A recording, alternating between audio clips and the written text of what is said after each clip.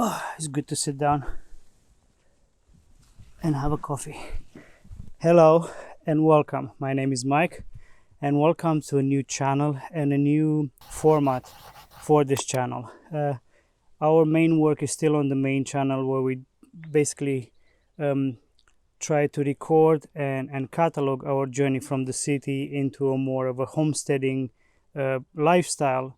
But at the same time, those videos are made in a more beautiful, artistic, natural manner, where it's a visual impact, not a vocal one. We eliminated talking from those videos 100% because of me, because I like to talk and I ramble.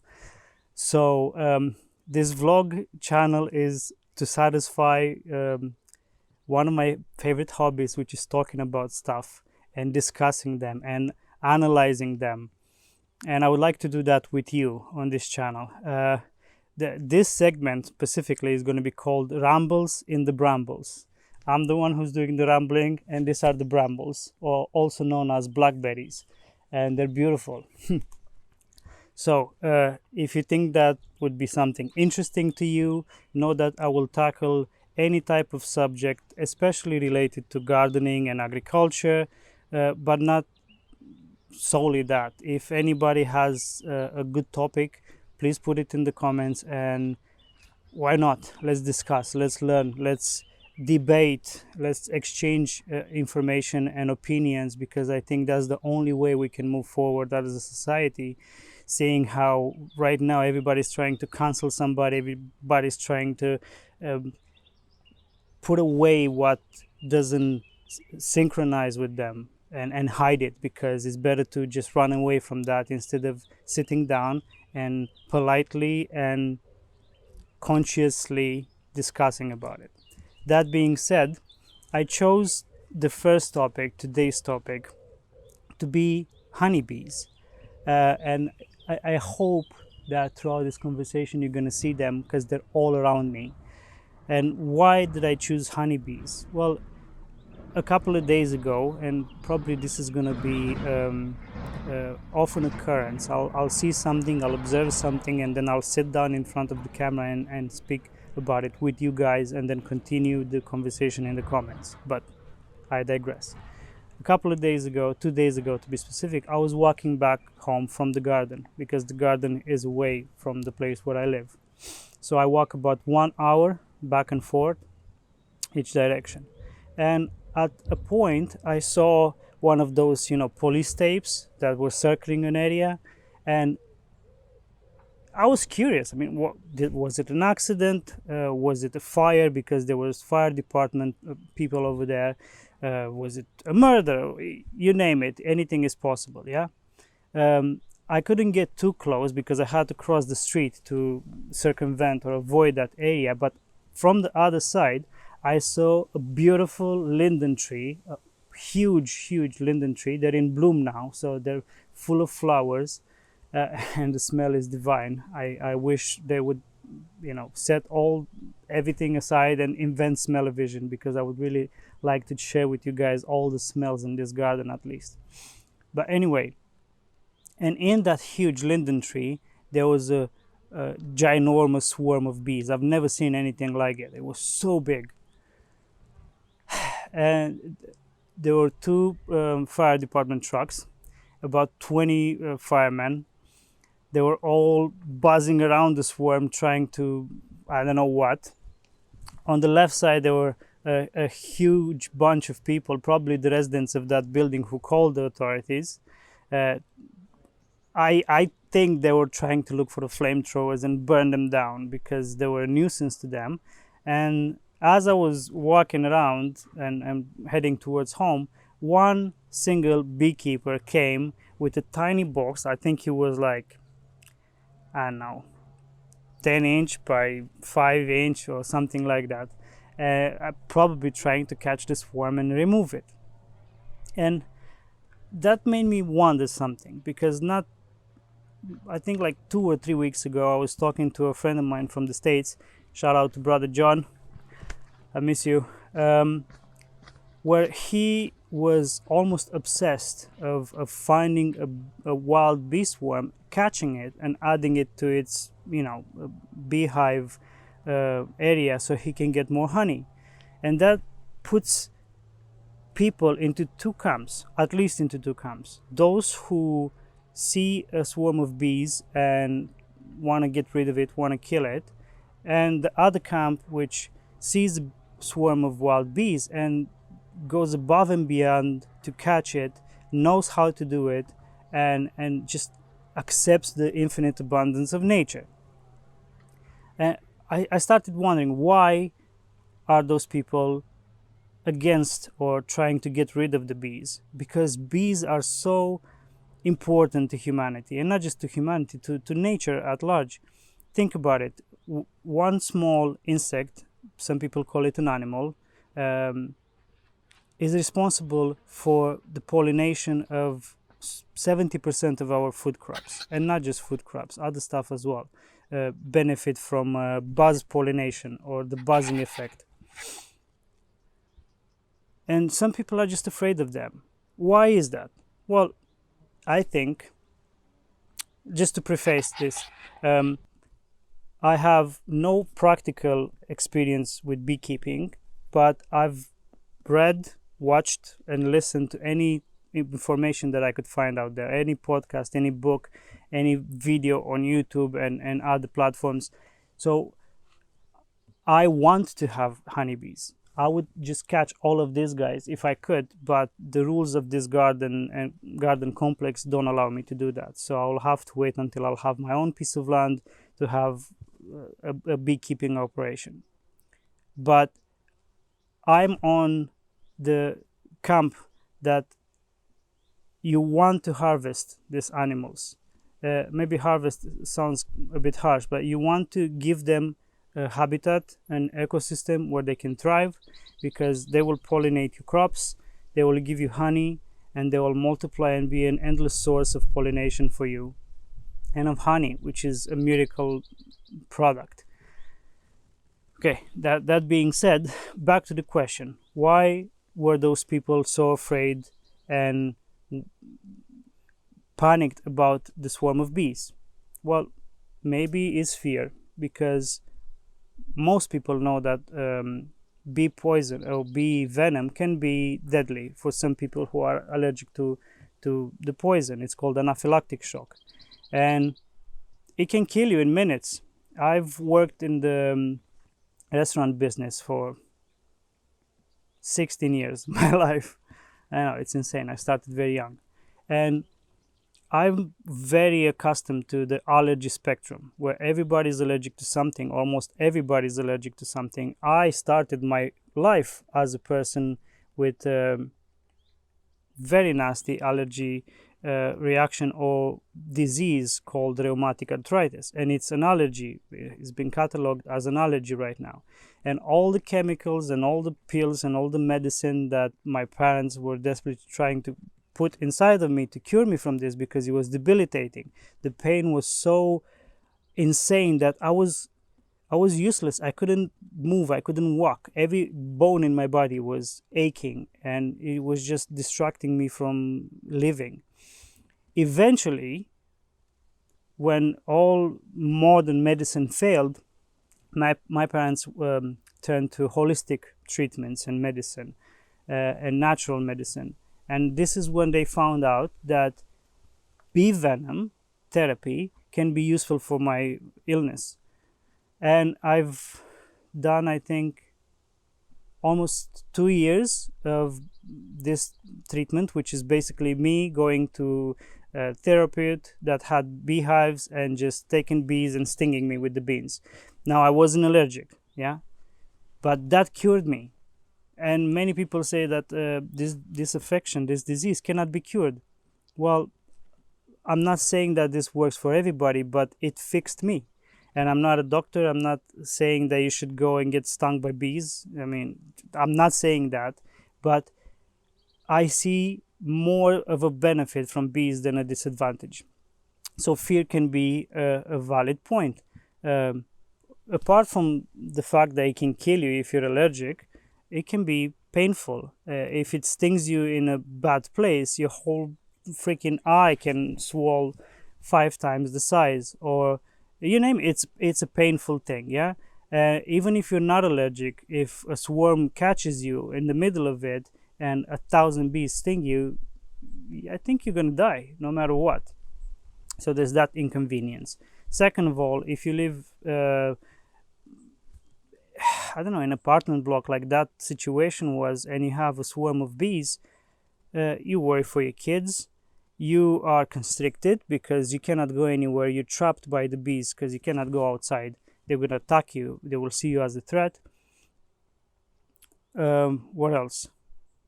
I'm missing probably a lot of reasons, so that's why I'm inviting you to add them into the comments. And if enough reasons or points are put up, I'm happy to pick up the conversation again on this topic. But fear is a good point. What else can it be that drives people to fear this animal that is so important for us? What if it's lack of understanding and knowledge? Think about it. I'm a millennial, yeah? My generation was born and raised with the supermarket at its fingertips. Everything that I ever wanted as a kid was at the store, local store that was 5 minutes walk from my house. I would go shopping as a kid because my parents would send me to do like basic shopping. I got used to that. I grew up in that culture. Hello, birds. There's huge flocks of tiny birds. Look at them. Yeah, I'll do that from time to time. Nature amazes me more than anything else. Wow. Anyway, so we grew up with the supermarket, with the mini mall, mart, mall, hyper mall, you call it whatever you want. Everything was provided by okay, I need to focus. Everything was provided by the corporations, yeah? From the sweets to the staples of the house, canned goods, everything. I had no incentive as a kid to question or ask how to grow corn, sweet corn, or how to grow my own tomatoes or lettuce, or what the kids like, sugar, where does sugar come from, you know, all of this, chocolate, bananas, you name it, because the shop would provide. The supply was always there. If you had enough money, you can have anything you want: clothes, cars, shoes, food, whatever you wanted. So there was, mentally as well, subconsciously, there was never a curiosity embedded in me as a kid to question honey. Where does this honey come from, and how is it produced, and what's the other benefits of the animal that produces the honey? But at the same time, I had the great fortune of having family in the countryside, especially my grandma and some uncles and aunts, and my parents had the foresight of allowing me to spend my summer holidays there. Hello, bee. By the way, these are not honeybees, they're solitary bees, which I'm trying to attract and give a space to live here in the garden through all kind of methods like bug hotels. And anyway, when I was spending this holiday time in the countryside with my grandma as a kid, and I did this from like 3 years old until I was 15, 16 year old, I learned a lot. I learned about bees, I learned about animal husbandry, I learned about crops and how to grow them, basic stuff a kid can understand. And also learned about the benefits of not having everything. Yeah, my grandma didn't have beehives, and my uncle didn't keep bees, but the neighbor that was sharing the fence with us had about 12 hives. At the same time, he wasn't growing everything. So I saw in real time this exchange of goods without money, which is a total contrast of what I grew up in the city with, which is I have money, I go to the clerk and I get chocolate and I give money in return for chocolate. What I saw my grandma doing is her taking apples and pears and giving to my neighbors for a jar of honey or propolis or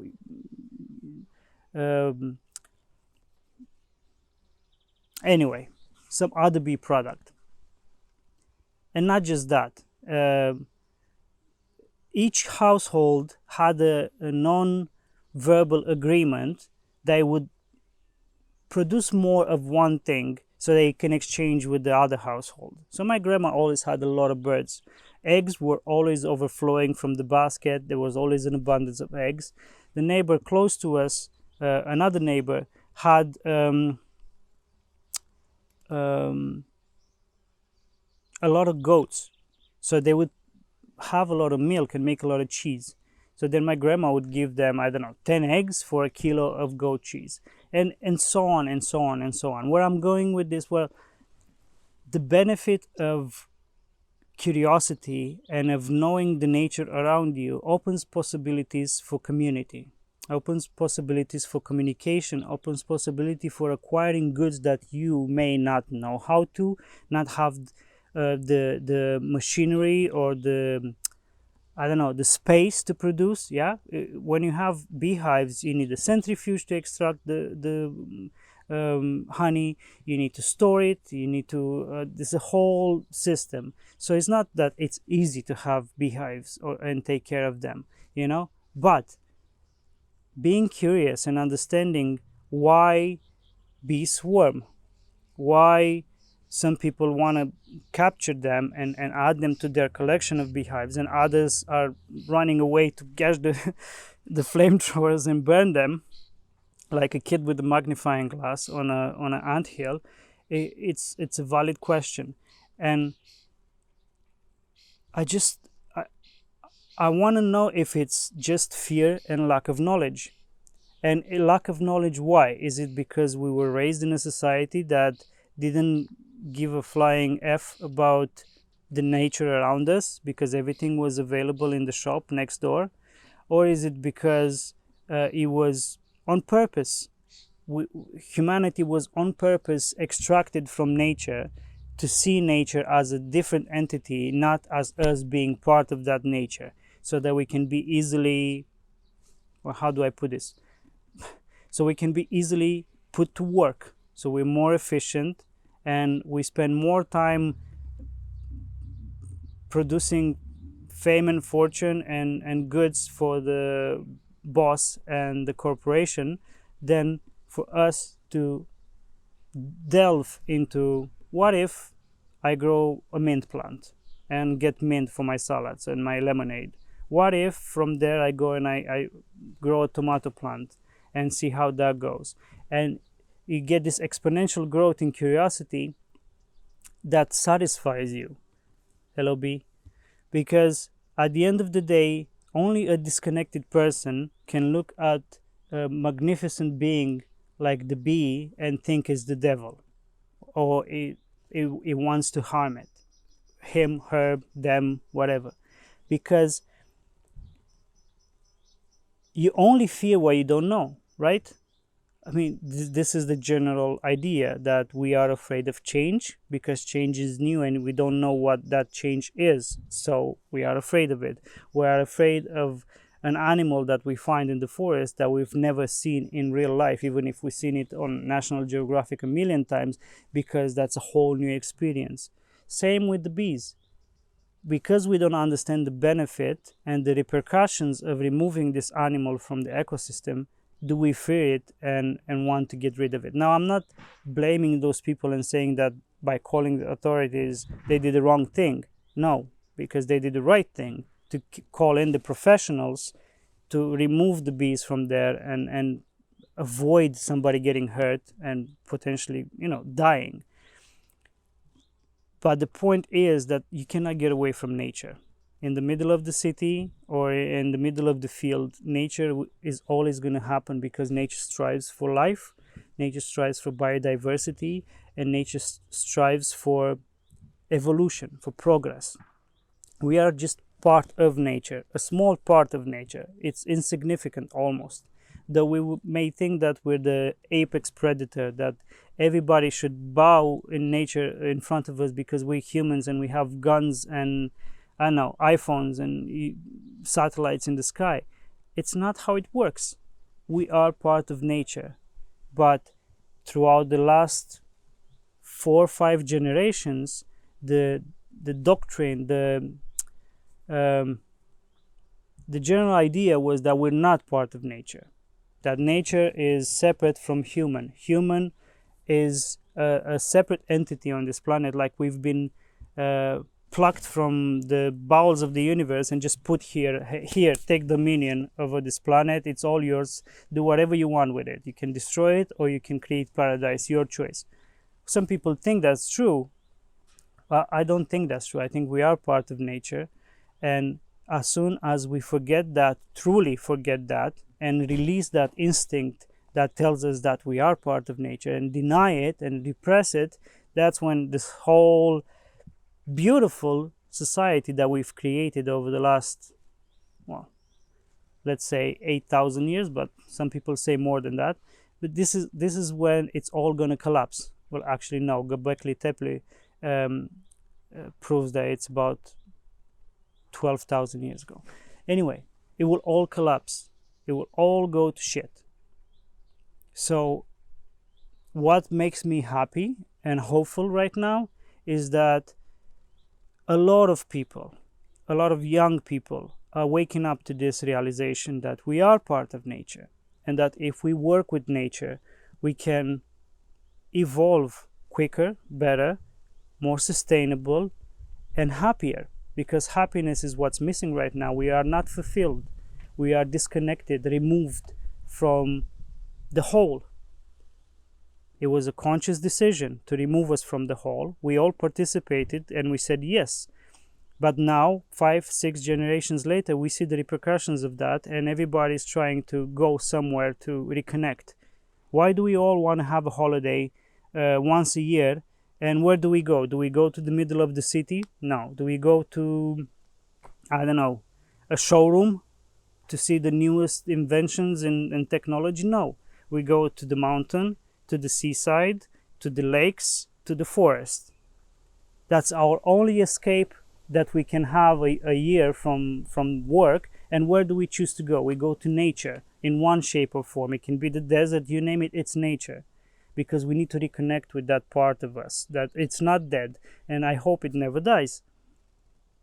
So that should give us a bit of pause, and we should ask ourselves, what am I doing to reconnect with the nature that I come from? Am I just sitting in a pond with my feet in it and thinking about my present and my past and my future? Am I sitting in a cubicle somewhere surrounded by plastic, and I feel my soul draining away from my being again and again, day by day? Am I just taking my shoes off and feeling some grass under my feet and grounding myself and connecting to the vibration of this planet? Maybe all of them, maybe none of the above. Everybody can do something today. And when we accept that nature into our life, everything changes. Trust me. I grew up in the city. I chose to live in the city for basically all my life. And I was never happy. There was always something missing. Because the life in the city makes you to be greedy. Makes you to want more. Makes you blind to how much is enough. Makes you escape once a year to a holiday and feel good about it. But as soon as you enjoy that thing, you have to go back. And then you get back to the grind. Not saying that cities are bad, they are a necessity, but I think a happy medium can be met between them. People who like to live in the city can live in the city. The problem is that people who don't like to live in the cities and would love to live in nature are kind of forced to do that because there's no opportunities in the countryside, for example, or because the governments don't support young people who want to go into farming. There's so many reasons. I go on rabbit holes after rabbit holes. Back to the bees. I'll be interested into your opinion on this topic. Why is it that some people want to embrace bees and bring them into their life and benefit from all the abundance and the medicine and the benefit of them, and other people just want to get rid of them and wash their hands? I don't want this in my life. I don't need this in my life. If I want to go to nature, I'll just go to the park. What is this division between one human and the other? That's it for this episode. I don't want to ramble too much in the brambles, because I want your input. I don't want to just speak at you. I want to continue this conversation in the comments, and if it has the momentum that I think it will have, I can do another video and build upon it, continue it. Or if it doesn't, then I'll just choose something else and we can meet again here and discuss it. Saying that, I would like to hear your opinions and your ideas for new topics. It doesn't have to be necessarily about gardening and regenerative gardening, agriculture and all of that. It can be about anything, and if I have any clue of it, I will talk about it. If I have no clue about it, then I'm not gonna sit here and just pull stuff out of my butt just to have a video. Okay, that's it. Thank you very much for watching, and this is a new channel, like I mentioned. I would love to have multiple variety of conversations, not just this. I would like to answer a lot of questions and just show you around the garden if you're interested in that, or we can just keep it as a talking medium where we can discuss any type of topic, no matter how comfortable or uncomfortable it is. And if you like this format and this video and found it useful or at least entertaining, then consider supporting me on Patreon, because I like bananas and pineapple and they cost money. Unfortunately, I cannot grow them in my climate, nor do I have a neighbor who I can give quail eggs and duck eggs for pineapples and bananas. So thank you very much for watching, and I will see you in the next episode. Bye. Hello bee. Hello bee. Hello bee. Wow, I'm gonna have so many blackberries. These bees are relentless. They work, well, like drones.